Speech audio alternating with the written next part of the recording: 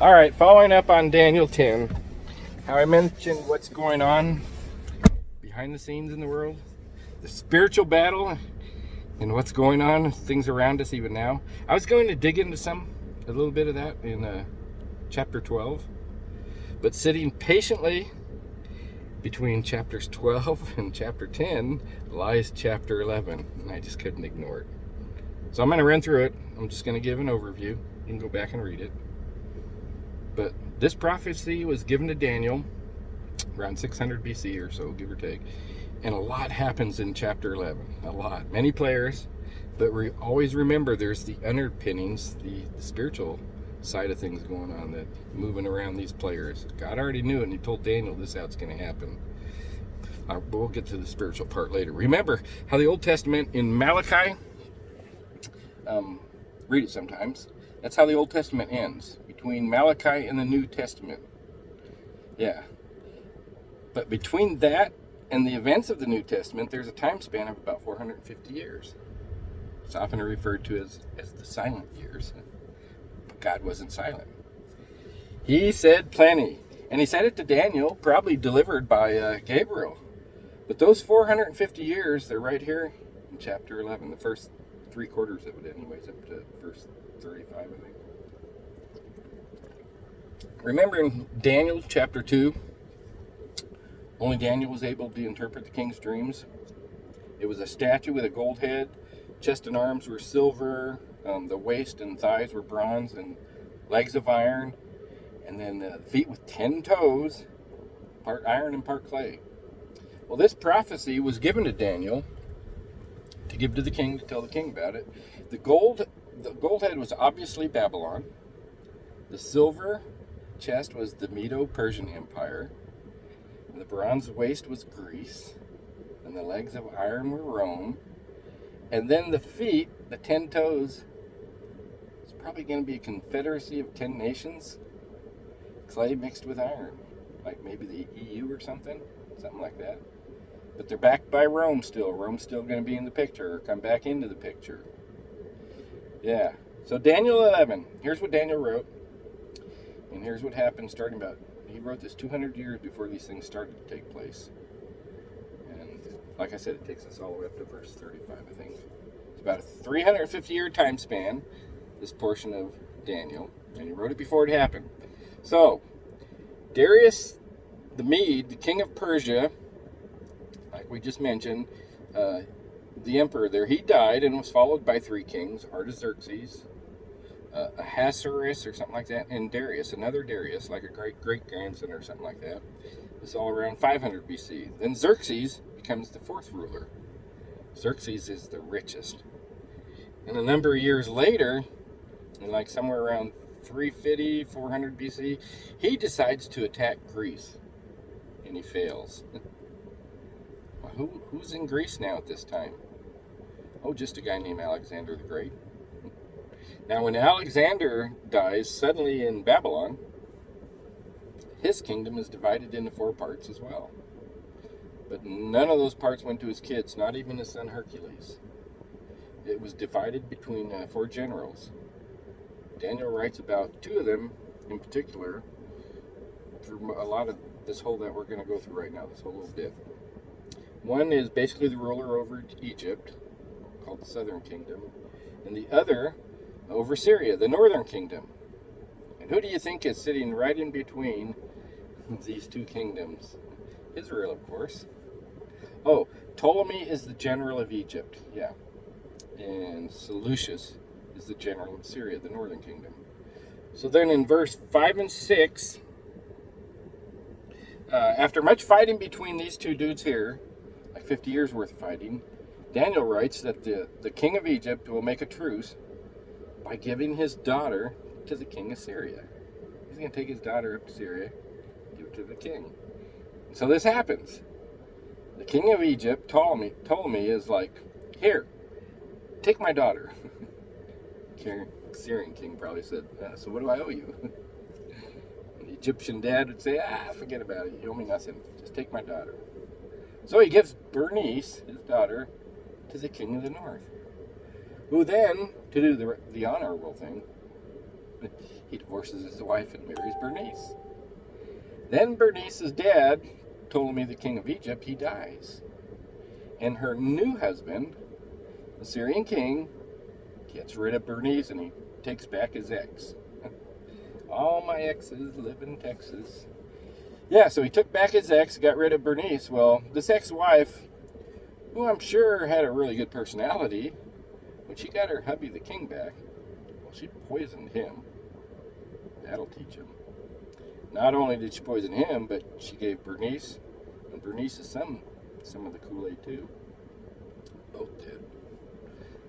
Woman scorned. Guess who's in charge now? Yeah, the ex-wife is in charge. Now, then the brother of Bernice told me the third in Egypt, well, I'd say he's a little pissed. So he gets a posse together, rather a large army, and they go rolling. Yeah, they went up to Syria, and they took her out, the ex-wife. No, not took her out. They took her out. They smoked her, 86'd her. She's dead. Meanwhile, as the parties, the marriages between the North and the South, followed by the murders and all the skirmishes and battles, back and forth, through where? Every time. Israel, of course. Israel's right in the middle of all this. And a lot of this you can read about in some of the other books of the Old Testament about what's happening just in Israel, with the kings and all that. But Daniel's given like a world history of events going on around there. But yeah, Israel's caught right in the middle. And so Daniel wrote predicting all this, and the Israelites are just sitting there watching it happen with their popcorn, watching it unfold on their TVs, right there in their living rooms. Well, it's a little more personal even. This is a good long 300 plus years worth of history going on here. Then we get down to verse 14. You get the king of the north, and Antiochus, I think. Antiochus the third, also the great. I think they call him a great too. I think he was, he takes his daughter. Here we go again. Takes his daughter, Cleopatra. You ever heard of her? Takes her on a little road trip down south to Egypt. Yep.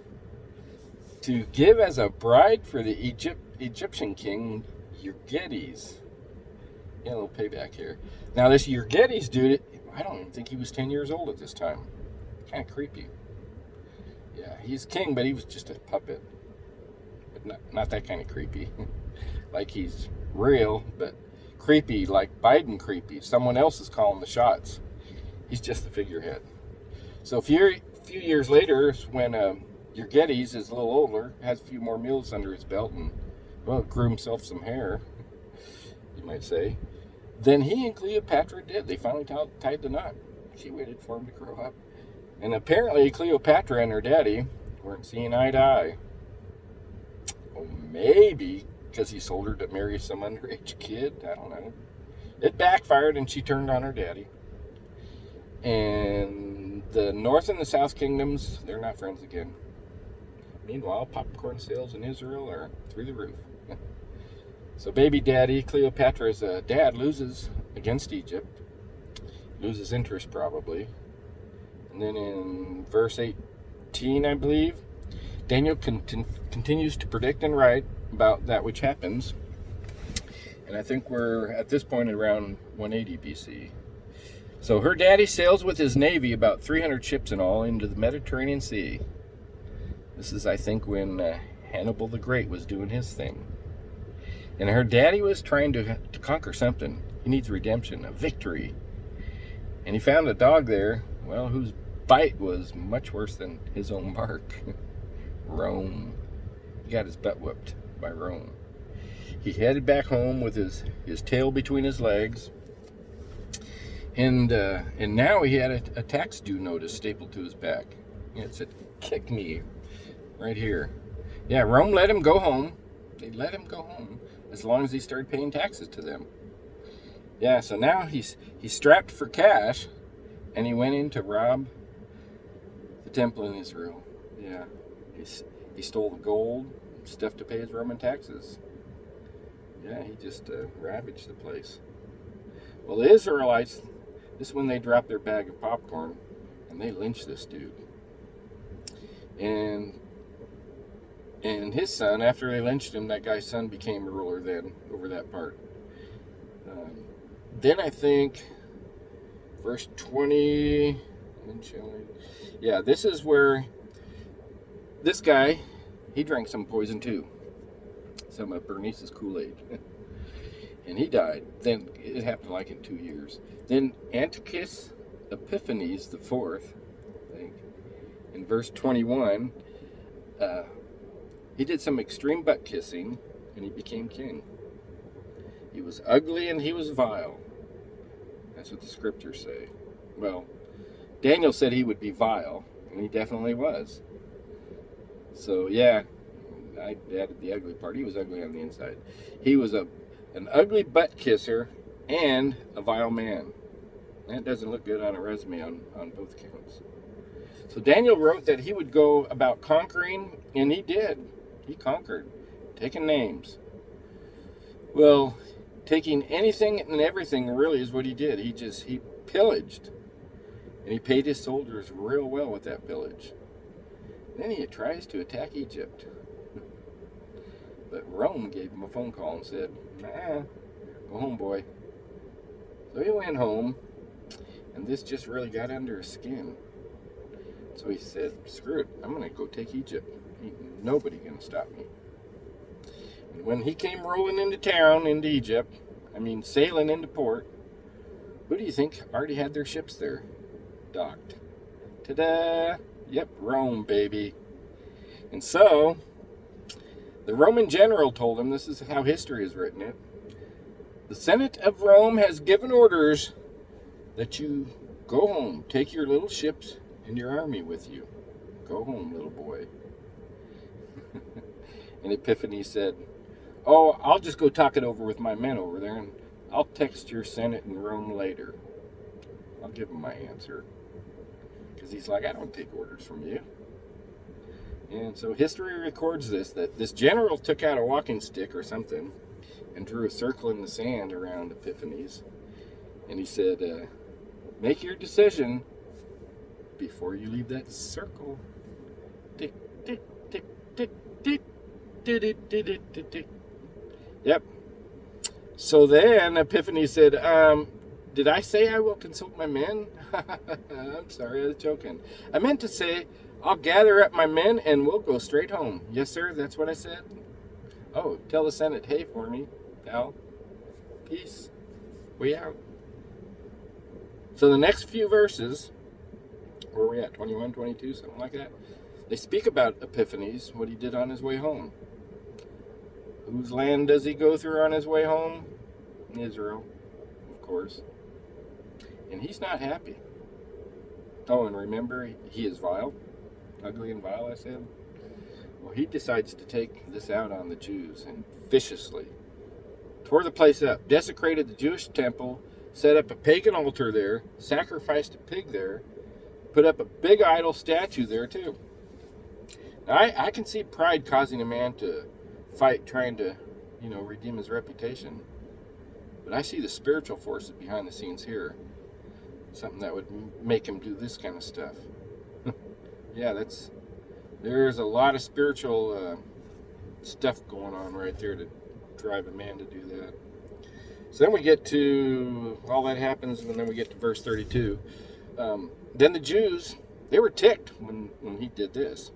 A guy named Judas Maccabees, he leads a bunch of guys, and they start attacking the Syrians, and they beat them back. They retook the temple, and they gave us the celebration of Hanukkah.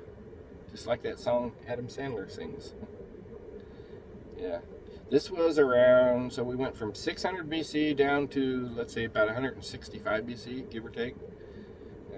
So I meant to do chapter 12 today, but about the spiritual forces behind the things going on today. But chapter 11 just got in the way, sorry. But all that stuff is what is written about in chapter 11. So Daniel wrote all that stuff before it happens, and then it happens, and today we read about it in our history books. Yeah, we even see some movies about some of this stuff. But now, the final verses in chapter 11, it brings us up to date of where we sit today. And then chapter 12 again paints the scene that's behind the curtain. And I'll try to get to that soon enough. All right. See ya.